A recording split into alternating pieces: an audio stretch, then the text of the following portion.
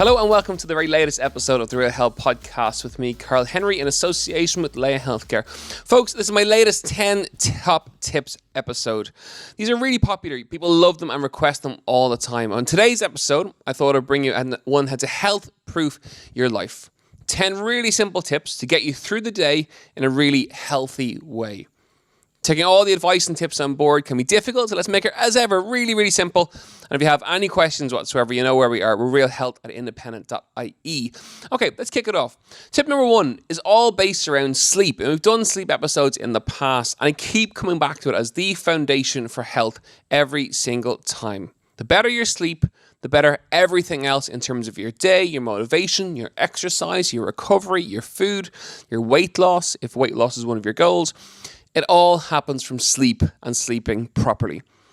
In terms of how you do that, well, it's pretty simple. The bedroom should be a clean environment, a relaxed environment, a calm environment, and a dark environment. Blackout blinds can be really handy. I mean, a really clean space, so sprinkling your bedroom and around your bed is really, really important as well. Changing your pillows and your mattress on a regular enough basis in terms of your pillows and a mattress probably every kind of 5 to 10 years, there or thereabouts. Tech-free bedroom. If you've listened to the podcast before, you know every time we talk about sleep, we come back to a tech-free bedroom. Super important. 30 minutes before bed, you have downtime where you read a book, you relax, and take that light away from the bedroom. It's really, really important. That blue light from screens we know affects your sleep and your sleep patterns. So it all begins there. Calm as an app is really good, and there's lots of other mindfulness apps that can help, even in terms of adult coloring books can help to relax you. Whatever it is that relaxes you before bed is the thing to do. Ideally, in terms of time, we know that 6 to 8 hours a night is optimum. You can track that using sleep trackers. Some of the newer sleep trackers seem to be vaguely accurate in terms of deep sleep, and aiming for that 6 to 8 hours. Might sound kind of scary, and if it is, if you're getting 4.5 to 5 hours, try and add half an hour a night, where you go to bed half an hour earlier and half an hour earlier, and just build it up slowly over the course of time. Tip number 2 is planning out your day. Planning is crucial when it comes to health. The more you plan, the more likely you are to stay on track in terms of food and in terms of exercise. So, when you're sitting down having your breakfast, in terms of mapping out your day, look at your schedule. Where do you plan to exercise if you're going to exercise on that day? Pencil it in, make it a time, make a commitment to it, and make it happen. If you're commuting, plan that commute for health. So, for example, I travel a huge amount in January and February with Operation Transformation, and other times during the year with my corporate work. So I plan for that.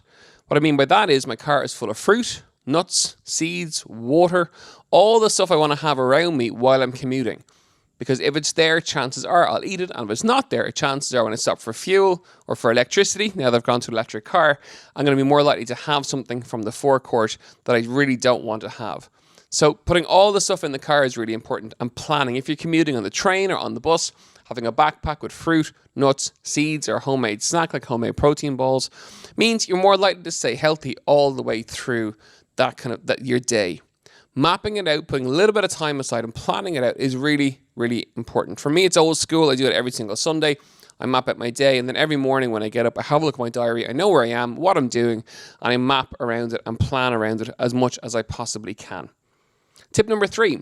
So, you figured out how to sleep better. You figured out how to plan your day and map out your day. Now, for me, the most important part of the day is your breakfast. It sets you up in terms of food and nutrition for the day. Skipping breakfast means chances are you'll eat worse during the day as you go along. Breakfast should be substantial, breakfast should be healthy, and breakfast should be something that is in a relaxed environment. It shouldn't be on the go in an ideal world. Putting 5 minutes aside or 10 minutes aside to have your breakfast, sitting down, chewing your food is really, really important too. In terms of what to have, eggs are obviously a winner. We know that. Eggs are fantastic. They're high in protein and really, really good for the body. Eggs and whole grain toast, really, really good. Porridge, amazing. Weetabix is cool. Tea, coffee, fine.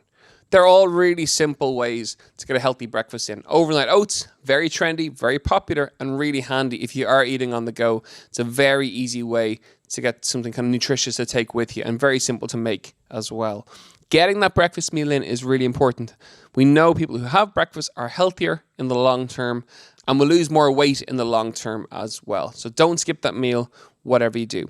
So you've had your sleep, you planned out your day, you've had your breakfast. Now let's have a look at work. So when you do get to work, or if you work from home, the healthier and cleaner and the better that space is, the greater the chance is that you're going to be healthy. So spring clean your desk, spring clean your office, spring clean anywhere you possibly can where you spend time. So when you're in the workplace equals healthy body. If you sit all day, how can you make it healthy? One of the easiest ways, if at all possible, is to get a standing desk. We know you burn generally kind of 50 to 60 calories more per hour when you stand as opposed to sitting, which is a huge amount of calories if you're standing for a couple of hours a day over the course of the week, over the course of the month, and over the course of the year. Standing is so crucial. When you stand, you do all the work.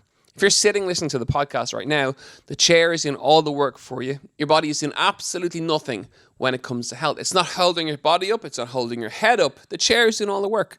So stand as much as you possibly can. Use the stairs as much as you possibly can. Get off the bus or the train one stop earlier. Park your car at the furthest point away from where you're going to walk to. The car park is a classic analogy for health. You see it all the time. People lap the car park to get closest to the door. And then they go into work, or some people go to the gym. Same thing. They park as close as they possibly can to go in and exercise. Build your exercise into your day. It's really, really important. Okay, halfway there. Number 5. Generally the halfway point during the day for so many people will be lunch. Let's make it healthy. How do you do that? Okay, pretty simple. This is where portion plate idea comes into play really, really, really well. Half the plate should be salad or vegetables, then a quarter of the plate protein, and then a quarter of the plate some carbohydrates and some fats. So let's just walk through that again. Half your plate should be salad and veg. Half of it. Every single plate that you have, fill it full of vegetables and salad. A quarter is your protein source. So that's chicken, beef, turkey, eggs, fish, quinoa, chickpeas, any form of really good protein. And then your carbohydrates and some fats in the other quarter.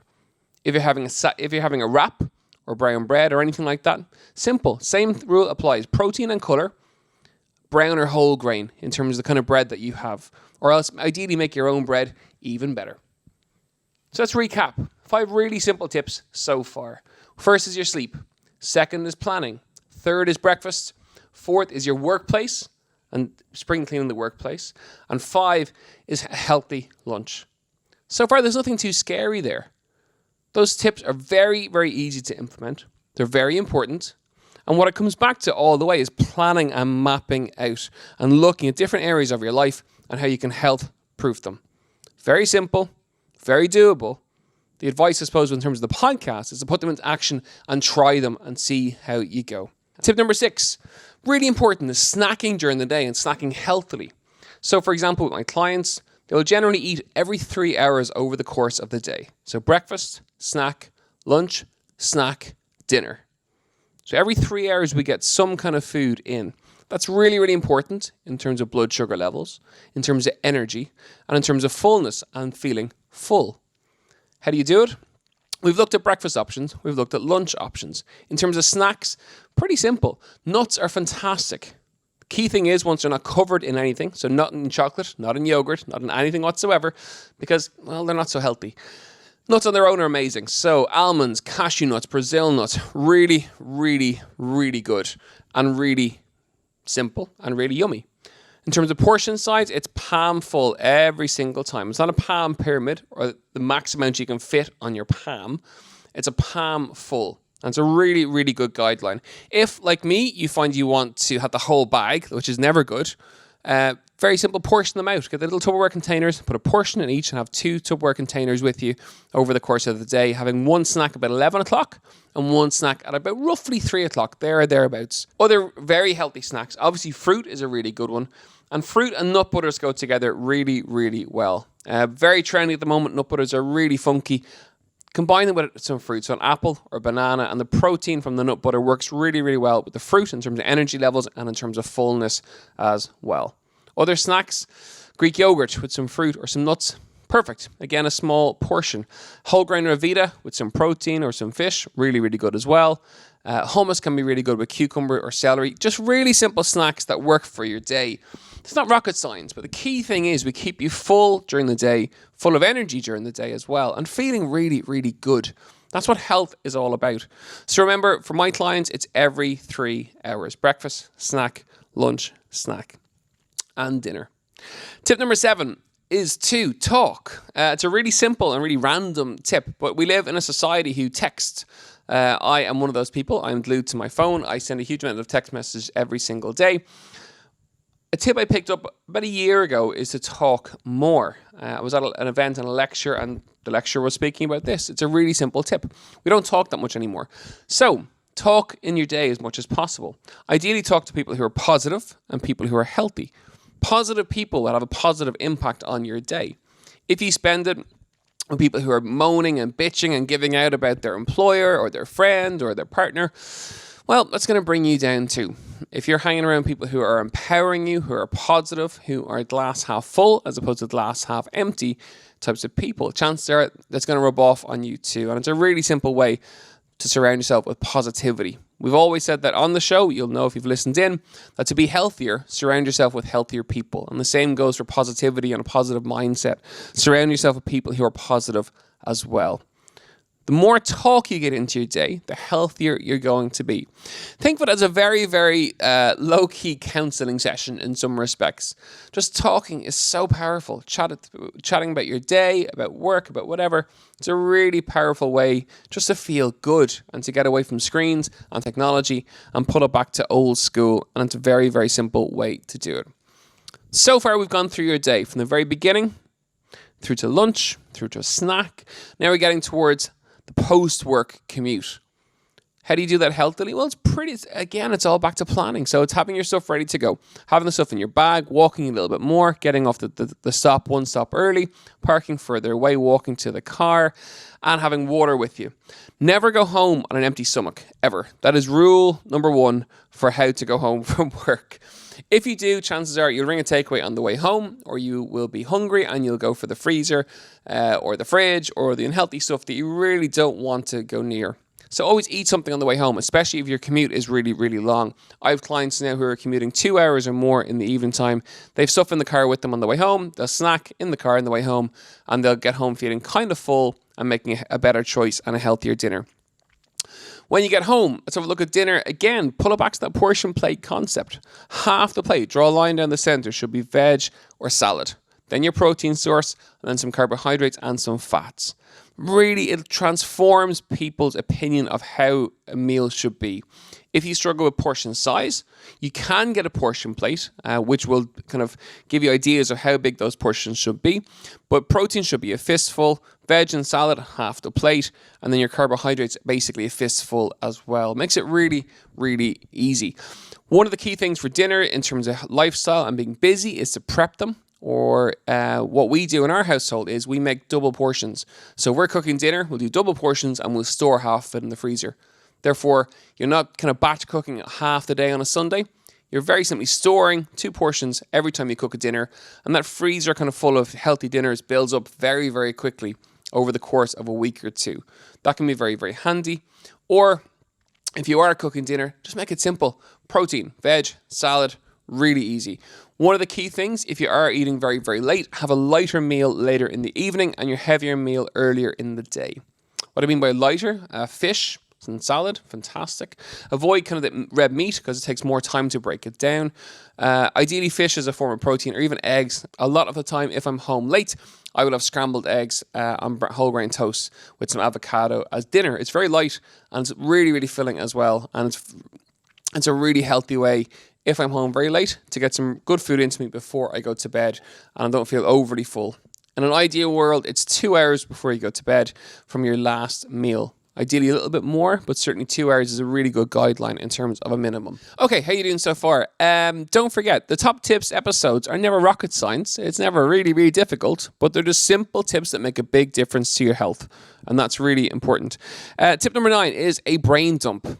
Every evening, I get my diary. I'm old school. I write in a diary. And I'll do a brain dump about my day and things I have to do the following day. What it does for me is it slows my thinking down, it slows my brain down, and gives me some kind of control over the thoughts that are in my brain. It means when I try to relax after a really busy day's work, I can relax because I've done a brain dump. I've listed everything in a list from top to bottom. I know what I have to start with the very next day. Simple, effective, actually quite powerful. By listing something, you have control over it and ownership over it. It makes a really, really big difference. So that brain dump diary, very important. Again, I do it about an hour and a half before bed. I close it over, put it to one side, and then I'll watch some TV or whatever I want to do. I'll relax, read a book. I do it after the brain dump is done. And tip number 10 is at least 1 hour before bed. I'm going to set you this challenge, is tech free. Put your iPad away, put your tablet away, put your phone away. An ideal world to turn the television off. 1 hour before bed over the course of the next week. If you do nothing else off the back of this episode, but try that 1 hour tech-free tip. It changes so much. Talk to those around you, read a book, listen to some music, play some music, do whatever you want to do. It doesn't really matter. The whole idea is that you're getting away from screens for an hour before you go to bed. And it pulls us right back to the circle, which is the tech-free sleep before you go to bed. It ties perfectly in to getting you to relax and take it easy and be in a really good space when you try to go to sleep, and you sleep deeper and sleep better. And you'll be much quicker to get to sleep as well. The whole idea of the top tips episodes is to give you simple tips to improve your life. And that's what we try and do. My goal and my homework for you over the course of the next 7 days is to try at least one of the tips that I've given you. Just one. Pick whatever one you want. Try it and see what happens. This episode was built around how to get that health proofing into your day, step by step by step by step. It won't work for everybody's day, but at least one of those tips will apply for you. So give it a go over the course of the next 7 days. Okay, folks, that's it for another week on the Real Health Podcast in association with Laya Healthcare. As ever, you know where we are. If you have any feedback, it's realhealth@independent.ie, at Karl Henry PT on Twitter and on Instagram. Have a wonderful week. Try at least one of those tips, put them into action, and let's see what happens over the course of the next 7 days. And as ever, I have another podcast for you next week. Have a great week. Slán. Laya Healthcare, looking after you always. Proud sponsors of Real Health with Karl Henry.